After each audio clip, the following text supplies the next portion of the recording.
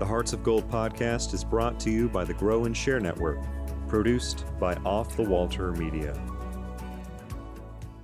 Welcome to Hearts of Gold. Today we have Hailey with us. Can you tell us about your Girl Scout Gold Award project? Okay, so my Girl Scout Gold Award project is mainly about pedestrians. It's about pedestrian safety and just overall being able to stay aware of your surroundings and the dangers that could lurk around you.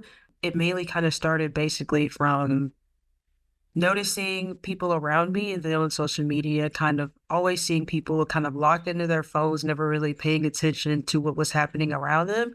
And since I'm a native Houstonian in Houston, Texas, it gets pretty dangerous, especially with traffic, with a lot of people being around. And so I noticed that it needed to be said that there needed to be more awareness about pedestrian safety as far as texting while walking or just distracted walking. And so that's kind of what my project is about, talking to especially younger students in driving school and just raising awareness about distracted walking. You mentioned how you have observed this in your hometown. What made the connection for you that identified that this matched your passion in general? Mainly because I had seen a lot of previous Girl Scout Gold Awards talking about distracted driving, but I never really saw anybody talking about distracted walking, especially because walkable cities are being a really hot topic right now, and especially with a lot of commuters just driving around, seeing how many people are walking around but like locked into their phones. It kind of made me just want to be able to raise awareness. And I feel like, especially with the younger generations, especially Gen Z and Gen Alpha, I felt like it was important for me to be able to talk to them about the dangers, because when I went to driving school when I was 14, they would always show us like the videos and the movies about like drinking while intoxicated or driving while intoxicated and just being able to stay safe while driving. But I never really saw anyone making videos for pedestrians like who were commuting by walking. And I just wanted to be able to raise awareness so that students knew that not only are there dangers for driving, but there are also dangers for walking. So it's important to stay aware of your surroundings and kind of just be able to tune out whatever's on your phone, save it for later, because it's not that important. Your life is more important, quite frankly. What are some of the pieces that you shared with your audience during your project? On my website, there's a little like brochure that kind of shows like the statistics and the information about texting and just being distracted while walking. When doing the research for the project, I actually had no idea about the information and that there are statistics and like actual data that people have collected about distracted while walking. And I was able to share my PSA that I created with the students and just be able to talk to them and actually show them that this is an actual issue that people need to know more about, because like I said, there's so many distracted while driving videos and information, but distracted while walking is also a danger that people need to be aware about. Who was on your team and how did they help you? I worked on my project a little bit more near COVID. Unfortunately, I wasn't able to meet all the members of my team, and mainly because their parents were very strict about, because it was like peak COVID. And so I was able to work with a video creator, and she was my Gold Award advisor, Miss Cynthia.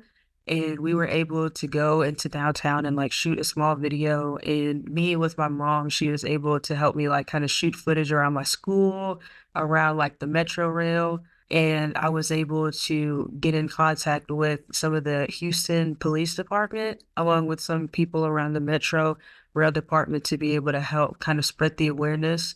And I was also able to talk a little bit with the Silver Lake Driving School to be able to have them post my PSA to kind of help other students who were at the driving school class at the time, to be able to kind of spread that awareness as well. So it was mainly like my mom and then one of my Gold Award advisors who helped me do the PSA for the project. And then me, along with a few of my group members, we helped do the research and create, I guess, the data and the website and the brochure and kind of edit the video.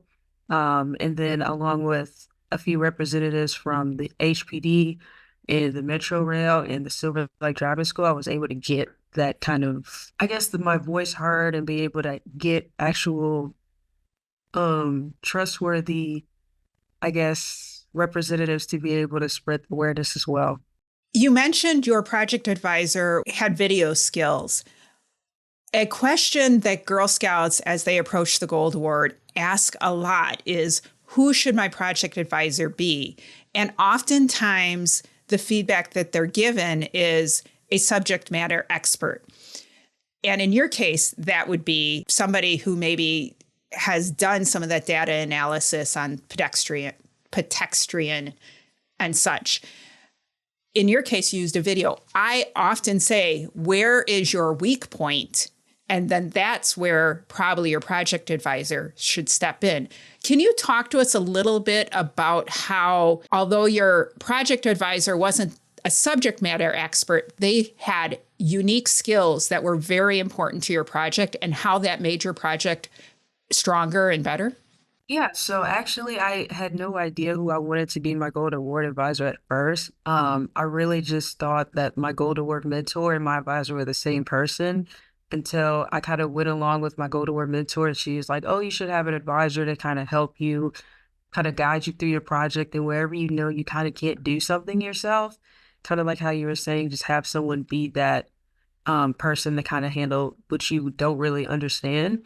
And so I feel like finding a Gold Award advisor who one is able to kind of, I guess more of an authority figure who is able to kind of lead the group in a way to be able to advise everyone and not really kind of let you, as you are the leader, kind of like take responsibility for yourself, but also for themselves as well, and be able to be a person that you can rely on.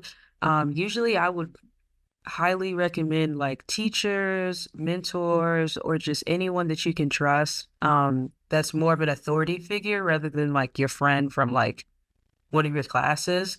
And someone that's going to be able to know a little bit more than you, which is totally okay because I feel like some people kind of get intimidated around people that know more than them.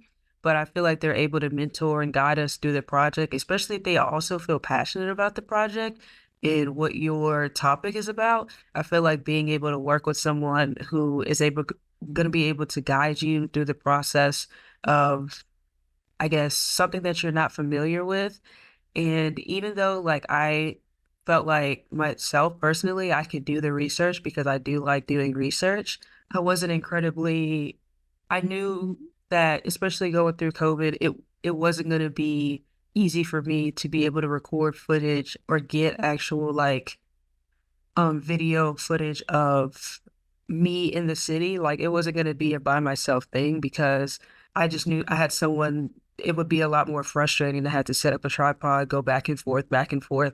So I knew having someone who had kind of the same vision as I did was going to be really a lot more productive and a lot more easier for me because so she had did video creation and she edited videos for years. I kind of knew that that was someone who I wanted on my team because that was kind of my weak point in the project. It wasn't necessarily finding research. I mean, it could get tedious, but having someone actually be a member who would do something for a PSA because there's so much difficulty with trying to find out what could actually boost your project. And I had no idea what I wanted to do besides a website and a brochure. So when my team members, they thought I could do a PSA because what is better than a PSA to get your voice heard and actually show people visually that stuff like this happens and what you can do to kind of be more aware. I kind of was like, okay, we can do a video. And needing that person to kind of be the I guess like the producer, the director, and just be able to say like, okay, you need a shot doing it like this, you need a shot doing like this, and we need to do something like that. It was a little bit more productive for me because it would have been incredibly hard and incredibly difficult to have to like make videos like on like train tracks by myself and like going in the metro rail by myself and on crosswalks by myself. So I just knew for me, being able to have a project advisor that one had the same vision that I did, but two also kind of knew what she was doing, kind of helped boost my project a little bit more because we all kind of knew what we wanted, but at the same time, we needed someone with a little bit more experience and a little bit more expertise to help us out. And so when she kind of came through and explained to me what she kind of wanted for the project and the PSA, I kind of was like, okay, that's something that I need because it wasn't something that I knew I could do by myself. I so agree with everything you just said. This show, the video portion of this show would not happen if I didn't have an editor. Like it just would not happen. So I 100% agree. How did you connect with your project advisor? Mainly because my mom had worked with her years ago and she kind of knew her. She was kind of a friend of a friend. And she was looking for someone who was into video editing and kind of just knew how to be able to make a video and structure it correctly and be able to film and shoot and be able to do different things with the video. And so when she had reached out to my mom, she reached out to me as well.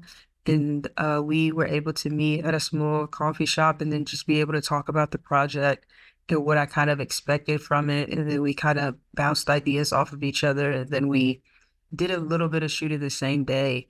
And so I was able to connect with her early on in the project and just be able to get the PSA. And I feel like, honestly, one, I don't think I would have enjoyed the process of doing the PSA if it hadn't been without her. And two, I don't think it would have been as, I guess, interactive. It would just kind of be me walking around in the sidewalk because that's at most that I can do. So yeah, I feel like connecting with her mainly through my mom and just finding her on LinkedIn, it was a lot easier for me to find someone, but also kind of like knowing someone or knowing someone who knows someone, I feel like is a better way for you to kind of find that project advisor. You also mentioned the confusion, which I see lots of comments about between project advisor and your counsel mentor. How does your mentor help you so people can get an idea of what the difference is between those two roles? Yeah, so at first, when I wanted to start my Gold Award when I was a freshman in high school, my first Gold Award mentor, since she was super busy, didn't really have enough time to put um, emphasis on the difference. I kind of felt a little bit lost and confused. And so one of my troop members, she actually got me in contact with hers because she had finished her Gold Award as well. And so I was able to talk with her and she kind of put like a clear emphasis on the gold. I'm your Gold Award mentor and your Gold Award advisor is another adult who will be able to assist you with your project and be able to actually guide you through the project. Because even though the mentor kind of helps out with the more technical and logistical stuff about the Gold Award the Gold Award itself, like filling out the correct forms, making sure that you have your website, making sure that certain things get done.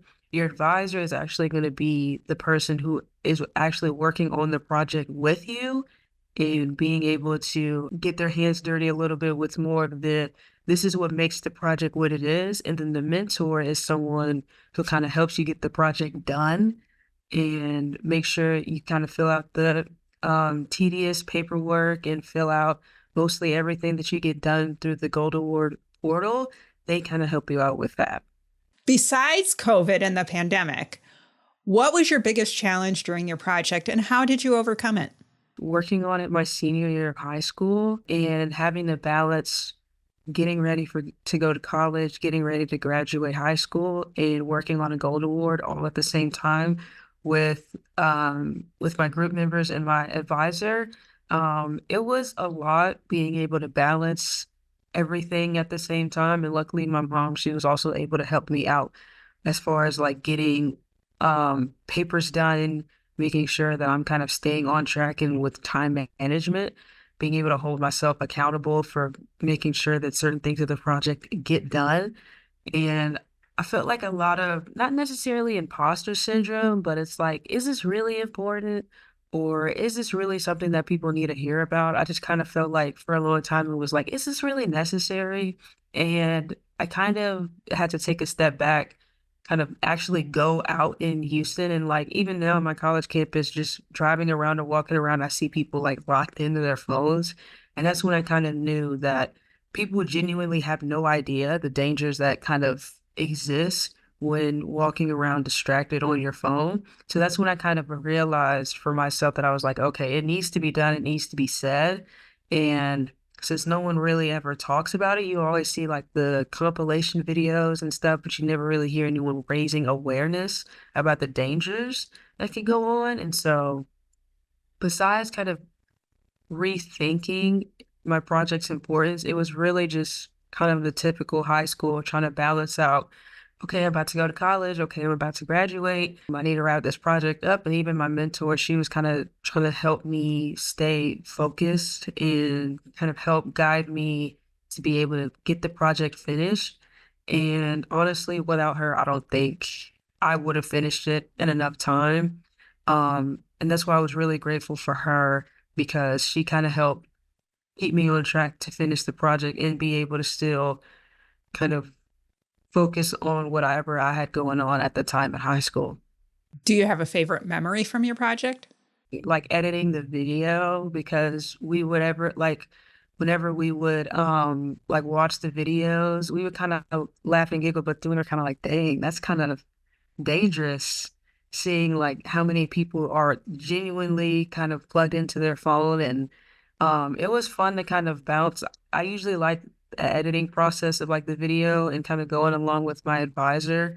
It was kind of fun to be able to put together a video and it was overall just kind of like a group collaboration thing because I feel like sometimes we would have meetings and sometimes we would do stuff where we just talk, but the actual editing process was where we all kind of put our heads together to be able to make a video that would be able to portray the actual dangers while still trying to keep you plugged in. And because I feel like just me talking in the video would kind of not be the most engaging. So actually showing people that this does happen and you wouldn't even think about it until one day it happens to you.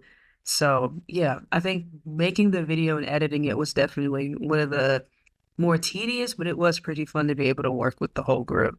What other Girl Scout experiences have you had that you would like to share? I've been a Girl Scout for about, I think I want to say 12, 13 years. Since I was a Daisy and I was part of Wheeler Avenue Baptist Church in Houston, Texas, Girl Scout troop since I was a brownie.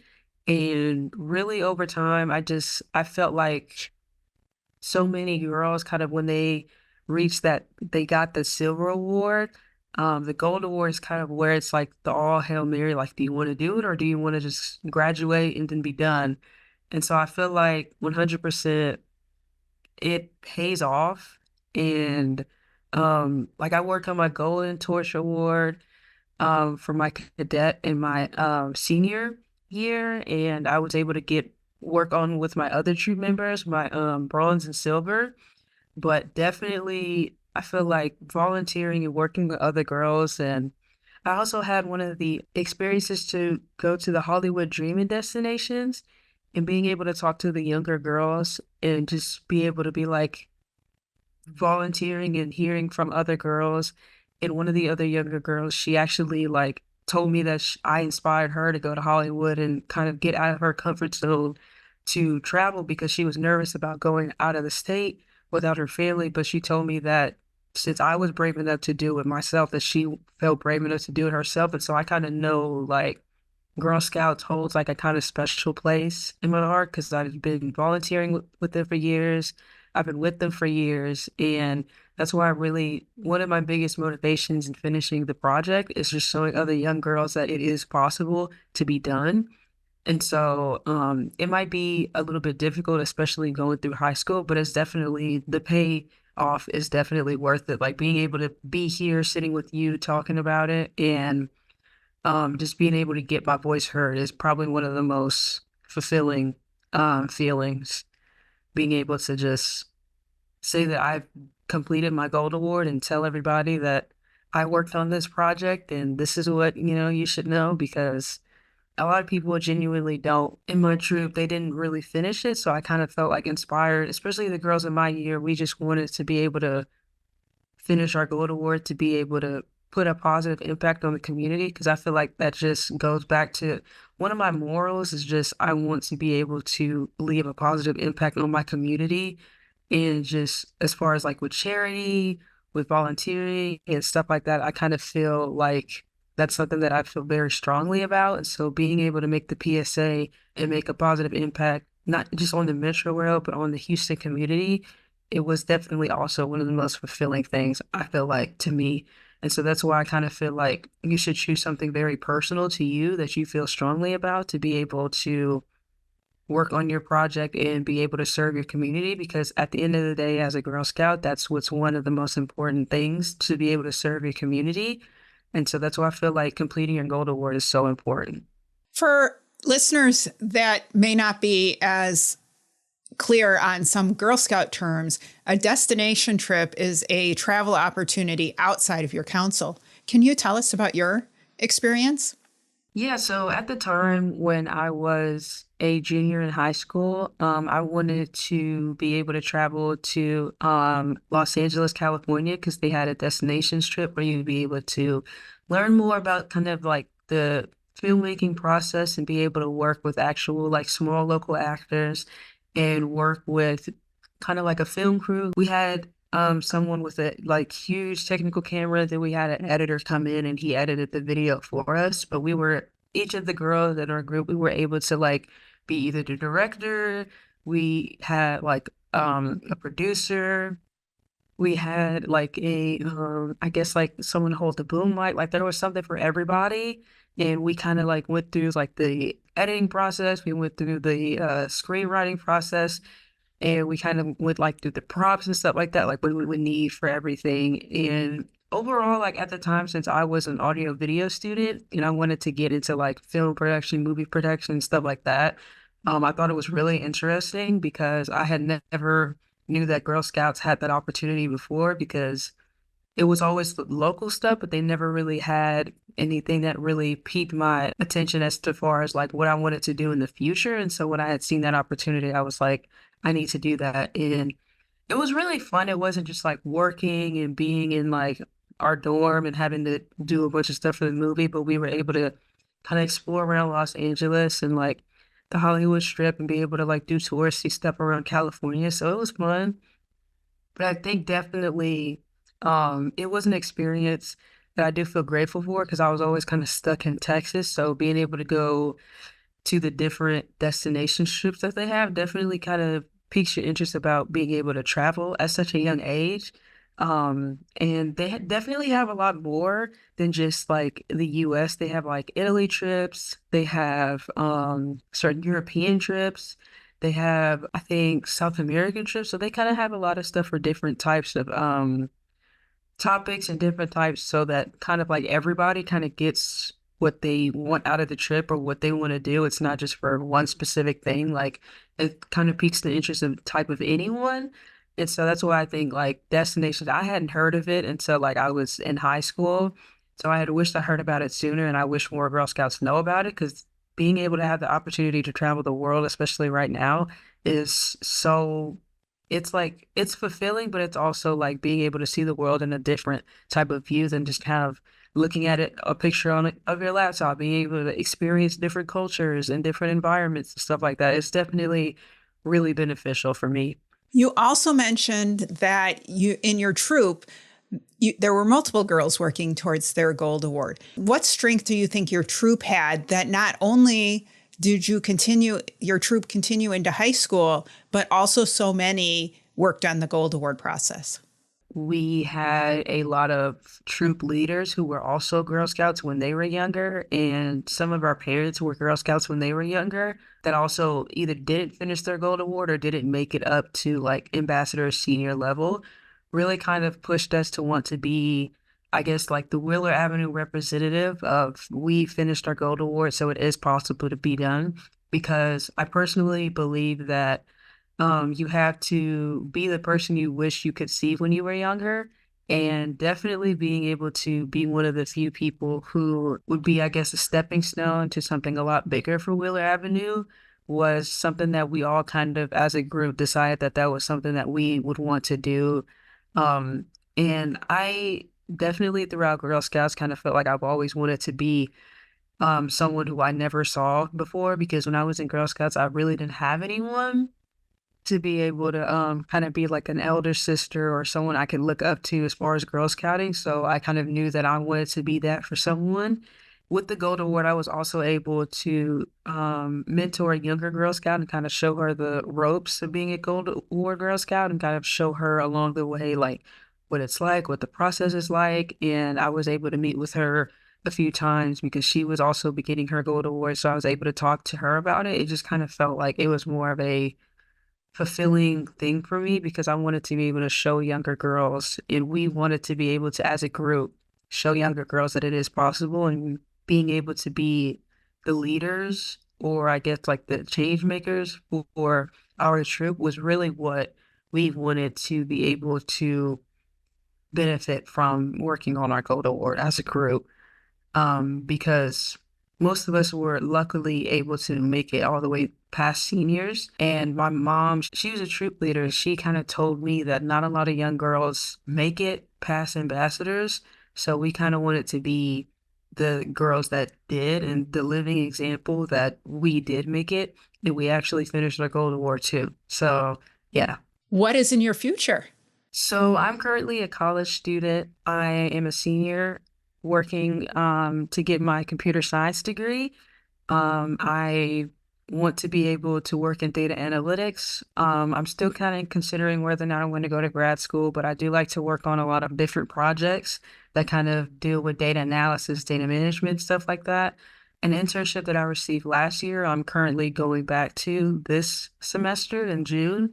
And I'm really excited because at first I was a little bit nervous, but they were really able to help me out with a lot of not only just being able to work on the projects and the tasks that I had to take on, but just kind of being a new beginner, new grad corporate person.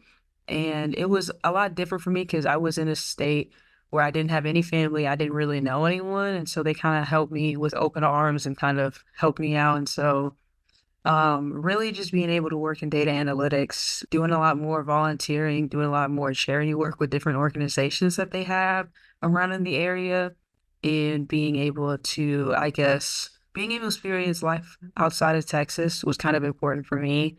And so that was kind of what I wanted to do after, just mainly college, grad school, and then go to work, do volunteering and charity work to be able to kind of still keep that public serving, I guess you could say, because I kind of feel like charity and volunteer work has been also a huge part of my life. And so I've always kind of felt like I wanted to keep that idea alive.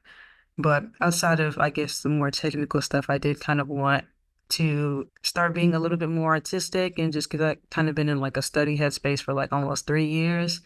And so kind of going back to my creative endeavors and stuff like that, and being able to work on projects that I feel passionate about was also something that I've been wanting to do for the past few years once I graduate college. You mentioned that during high school, you were really interested in the film industry. And in college, you're about to graduate with computer science. I appreciate that you shared that you're interested in theatrical analysis. What was that like transition? When I was in middle school, I kind of knew that I wanted to do something with STEM, and I kind of felt like film and movie production was kind of like something that I wanted to do on the side because I had like friends who worked in photography and stuff like that. And I really wanted to pursue something in STEM, but kind of keep that love for music and film and movie production kind of still there, and being able to like work on data management and actually like visual representations of the stuff that I enjoy, kind of helps keep that, I guess, spark kind of alive and still there, the creative side, because I never really knew what I could do with film production that was tangible for me, because I didn't see people like me doing production and stuff like that. So I kind of felt like computer science was a way for me to be able to not only dip my foot in the STEM world, but be able to also, with computers, something that I do enjoy, be able to kind of collect data, make projects and stuff like that, while still keeping that interest for photography, film production, and movies and music and stuff like that still alive. What else would you like to share with the audience? Mainly just keep going. I feel like sometimes a lot of people get a little bit intimidated with the Gold Award, mainly because it is a very long process and it can be kind of daunting. But being able to see the light at the end of the tunnel and being able to keep going and being able to say that I worked on this Gold Award and I was not only able to work on the Gold Award in the project, but be able to lead a group of people, be able to leave a positive impact on my community is so much more fulfilling than I feel like some people know. Because when I say I have my Gold Award, people kind of think of it as a small thing, but to me, it means a lot more than people think it does. Just because it's hard doesn't mean it's impossible. That's something I've had to tell myself over the years in college, and I've had my Gold Award mentor tell me. Just because it's incredibly hard or it's a lot to do doesn't mean it's never been done before and it's not impossible. And being able to do the hard things to be able to finish the Gold Award project is so much more impactful than you think it is because you don't think that it matters, but it does. And whatever you choose to do with your Girl Scout Award, it just it's being able to see young girls have a positive impact on the community is a lot more beneficial than mainly people think it is. And I feel like being able to see younger girls do the things that and spread awareness and be able to do the projects that so many people kind of put to the side. It's incredible being able to see young girls do incredibly charitable and impactful things on the community. So that's why I feel like so many Girl Scouts, there's so many different issues and so many different project ideas that you could work on, but just keep going, find something that you feel passionate about and just build off of that. Because once you find something that you feel like needs to be addressed or needs to be heard, you kind of feel a little bit more powerful about being able to do the Gold Award project. And so being able to find yourself through the project is important, and being able to see that this important thing needs to be said will make the project go a lot more smoother than just kind of like, oh, it's just another project that I need to do. Like find something that you're passionate about, and throughout the hard stuff, you'll just be able to keep going because you know that this needs to be addressed. How do you make your s'mores? I kind of make my s'mores a little bit strange than a lot of people do. I don't like to heat up my marshmallow. I like a more softer, more hard graham cracker. I don't like the taste of like burnt food, so I like a gently brown, gently toasted but still warm marshmallow, but definitely a nice honey graham cracker, Hershey's bar on top with a nice marshmallow is perfect. I don't like it burnt. I don't like it to catch on fire. I just like it lightly toasted, but still enough to be able to pull apart and still taste delicious. Well, thanks for joining us today. Thank you. Make sure to click follow or subscribe so you always know when new episodes are released. Power your passion and conquer your challenges. Thank you for listening. If you'd like to be on the show to share your story of how you earned your Gold Award, reach out and send an email to growandsshare@outlook.com. Be sure to catch up on our previous shows on any of your favorite podcasting platforms, as well as view the full video versions at youtube.com/Cheryl M. Robinson. Thanks again for listening, and we'll see you next time.